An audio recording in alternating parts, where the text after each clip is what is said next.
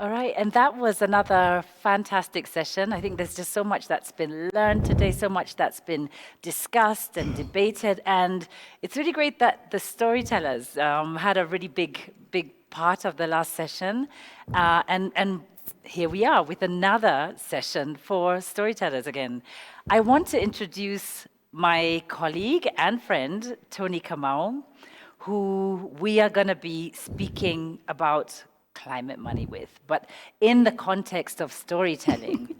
So Toni Kamau is a PGA Peabody nominated producer, and she is a member of the Academy for Motion Picture Art and Sciences. She founded We Are Not the Machine, which tells stories of outsiders, rebels, and changemakers. So you can kind of already get the feeling about the kind of producer and storyteller that Toni is, even from that. Her past directing and producing credits include TV documentaries for Al Jazeera, MTV Europe, and BBC World.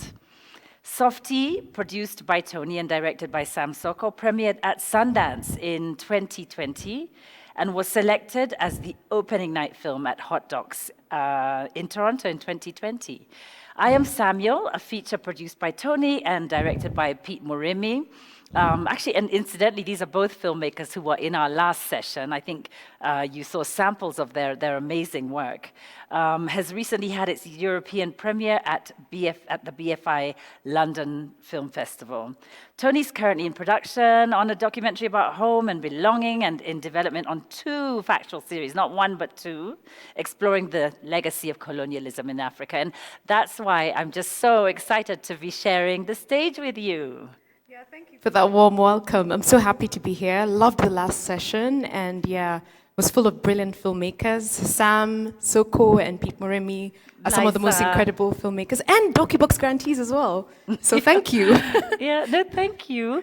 I think it would help, Toni, maybe if we sort of framed this conversation, because a lot of the discussions that have been happening this morning have been around, reimagining partnerships in the climate landscape. There's been a lot of talk around, where's the money and so on.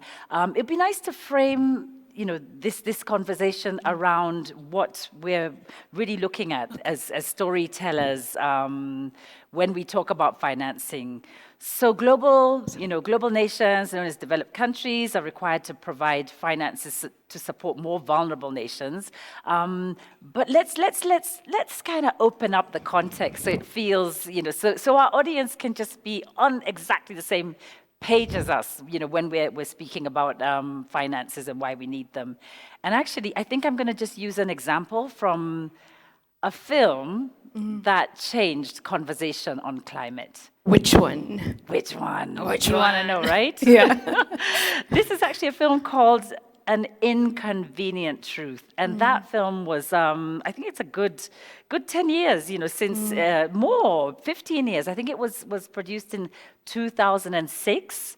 And I'm just going to read it. Let me read a little excerpt that will frame what it did. So a decade ago, climate change was a huge problem, still is, but even bigger, 15 years ago, with a really small audience. And unless you were part of a handful of brave policymakers, concerned scientists, or loyal readers of this particular online magazine that I've taken this from, Grist, it's fair to say that the threat of a rapidly warming world took a backseat to everything. And then here comes this film, ta-da-ta-da, An Inconvenient Truth. And what was it about? There was someone who'd run to be president, Al Gore, had not succeeded, had failed. He'd had this slideshow that he'd been taking around the world 1,000 times. It was getting some attention, but not that much. And here comes the film. And next thing, it won an Oscar. Al Gore won, shared the Nobel Prize. Okay, maybe it didn't save the world, but it certainly got the conversation going. And the thing is, even 10 years later, maybe that's part of why we're here. Because a film, a story, a producer, someone saw this happening and they thought, you know what? I'm not just going to make a quick snapshot of Al Gore and his slideshow. I'm going to follow him around. Do you know how much that film cost to make? I think you're going to tell us. I think I'm going to tell you. Yeah, $1.5 million, which Wow. in Hollywood terms is not a lot. For us, it's a lot. That's a Yeah. number of films. That's like all our films for the last couple of years, you know. But, so, Toni, I want to kind of bounce this back on you. I mean, you've made great films that have done so well in the last couple of years. When you hear this, you know, what does this trigger for you? This story of Inconvenient Truth and this, you know, all the different kinds of social justice topics that we need to be telling stories about. You know, can we do it? Are we doing it? What are the issues that you as a producer face? Yeah, I would just say that actually Inconvenient Truth is one of the first documentaries I ever watched. And I was crushed when Al Gore did not win the presidency, but I think he went on to do something really amazing, which was change the conversation when it came to talking about climate change. And, you know, like what this triggers for me, Al Gore was doing slideshows, and then someone came in and put money, actually the Skoll Foundation put in a lot of money into turning this into a documentary. It was a foundation. Yeah, yeah. Like an American foundation? I think it's an American foundation. And of course, I think he was traveling around America, he was telling the story. So that became the narrative, and in that country, that climate change was an urgent thing. And what that triggers for me is the fact that they were able to raise money within their country. Which is something we struggle with as producers, like, or even as filmmakers. Like, for example, if I give a quick example of both Softy and I Am Samuel, like Softy, the initial financing that Sam Soko got, because he's director and producer on that project, was from Just Films, which is an American association. Then he used his own money to, start working on the project, and then when it had developed until a certain stage, after a few years, that's when he got interest from outside of the country. But when we were even pitching outside of the country, because we were asking outsiders for money, they were thinking about their audiences. When broadcasters were putting money into something like Softy, when we went to pitching forums, they were asking, how will our audiences understand your film? So this becomes a question of whoever pays the piper calls the tune. It's true. And that's so, that's such an important point, Toni, because, I mean, I remember when Sam was making the film, and even then, as he was making it, he was really thinking about audiences here. Yes. You know, the whole way along, he really was so committed to this film being received here. He was interested in what conversations it would trigger. But, as you say, he who calls the piper pays the tune. I mean, we were fortunate that we had an amazing team around us and allies. Doc Society. Your partnerships were awesome. They were awesome. Docubox, you came on board as well. You know, Doc Society was such amazing partners as EPs. Yay, Doc Society. Shout we out. love them. Yeah, and POV and Hot Docs, and they were such amazing partners. So we were able to have this conversation about the fact that we wanted it to reach out to both American audiences, but also back home, because ultimately that was important for us. But this is the question. If we are making films at a certain quality level, unfortunately at this point, the reality is a lot of time we're looking for money outside of this country. Outside of Docubox and a few local foundations, we're looking for this money. Which there's is DOCA great, as well. Yeah. Documentary Africa. Yeah, there's DOCA as well. But we're looking for a lot of this money outside of the country. Broadcasters at this point are not putting money into documentaries. We have to pay to get our documentaries on TV. And out there are also a lot of cultural funds. There are government funds. Because people really realize that stories matter. Yeah. And stories can change narratives and begin movements. Yes, they can. I mean, stories, because like people connect. When you think about a story, you don't think about the 5 things that you learned about climate change and the data and the statistics. You think about how did it make me feel? You know, that's what you think about. And that's the power of documentary, and that's the power of this incredible work that we do, because people are allowing us into their lives to follow them, to share their emotional journeys and their up and down, where you can connect with people and audiences. And that's what stays with people. Yeah. That's what stays with people. Yeah. Like the stats, the statistics never stay with people. And I think that's something that I think needs to start happening locally. Local You're right. organizations need to start putting their money Yeah. behind storytellers because it costs money to tell these stories. It does. And actually, when I think about it, so many of us have, as filmmakers, you take on these jobs that often you are being asked for a really well-meaning nonprofit that maybe has a well that or a series of wells that they're digging or a cause that they're fighting for, and they mean so well, and they sort of feed you with this folder of statistics and data, and they say, we can shoot this in 3 days. And you can, but I don't know if anyone watches or rewatches or is moved by these sorts of films, as opposed to a film like, Softie or An Inconvenient Truth, where you're rooting for something and therefore becoming emotionally entangled in this journey, right? Yeah, no, definitely. Or The Boy Who Harnessed the Wind. Woo-hoo. Can you remember that? Yeah. It was like I cried. I really cried after I watched that story, and it really it stayed with me. Like the journey that he had to go through, and you were thinking about the environment. And I mean, I don't want to discredit the videos about the impact that people are making on the ground, but I think we have to think about the fact that who are you making these videos for? Yeah. Are you okay? Toni, Yeah. can I tell you something? Uh-huh. You're not going to believe it. Right here, we had yesterday this amazing man called John Migiro, and there is The Boy Who Harnessed the Wind in Zambia. Is it? We have The Man Who Harnessed the Water here in Kenya. Oh, wow. And his story began the same way. He was a young boy in Standard 3. He saw a dynamo working on a bike.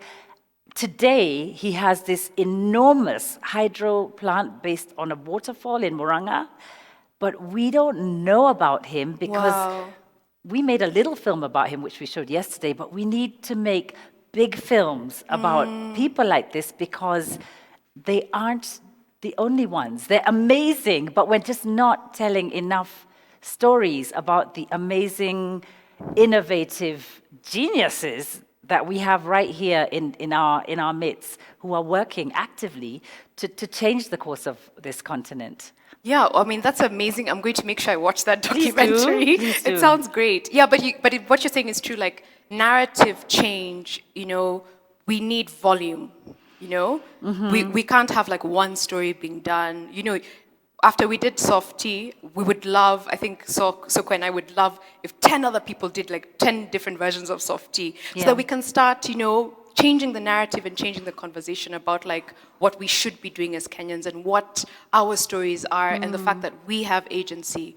And for that to happen, for us to start having volume, we need to start having access to, we need to start having local funding from Kenya, from Kenyan organizations, from Kenyan individuals, and African, from family, because it's a great from foundations, and Africa, and from family foundations. Don't build another mall. Let your legacy be an incredible film about people who are creating change. We have a lot to learn from the Nigerians. There's a lot of Nigerians in the house. Woo! Shout out to Nigeria, who have joined us over the last 2 years.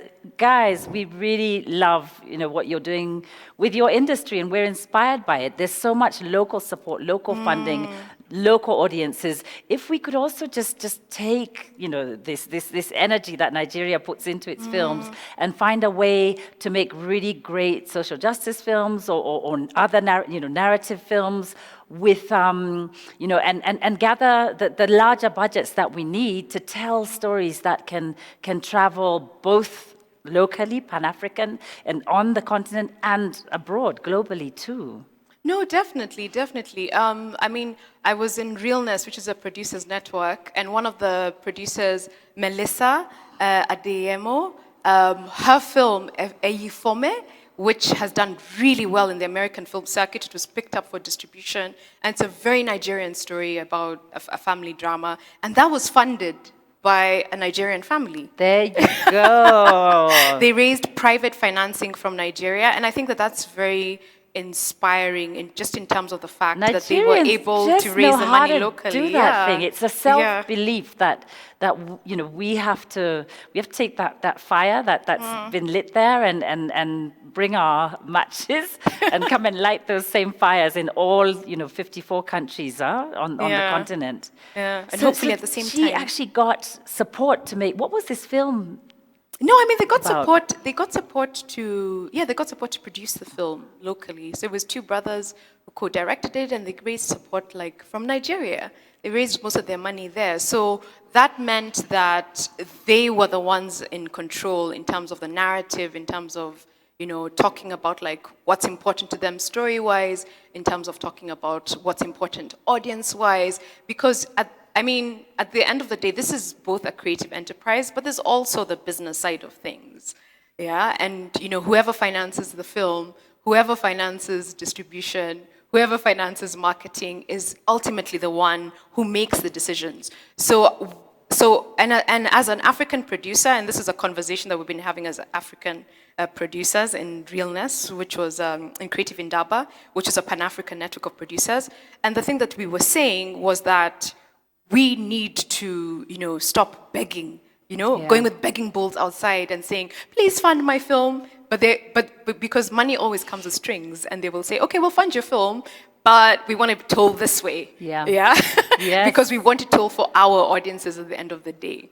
Do you know, Toni, it's so interesting because in the last couple of days, there are so many themes that have been coming up because we've had community groups here, community activists, we had government join us here today, and there are certain themes that have arisen around colonialism, historical injustices, and so on.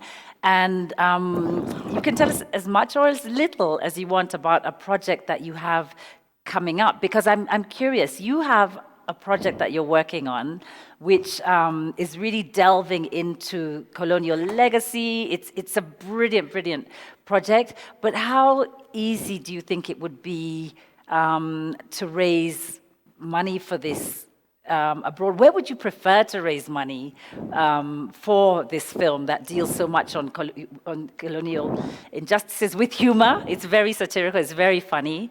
How do you see? I'm glad you said that because I was confused because I have multiple colonial projects. True.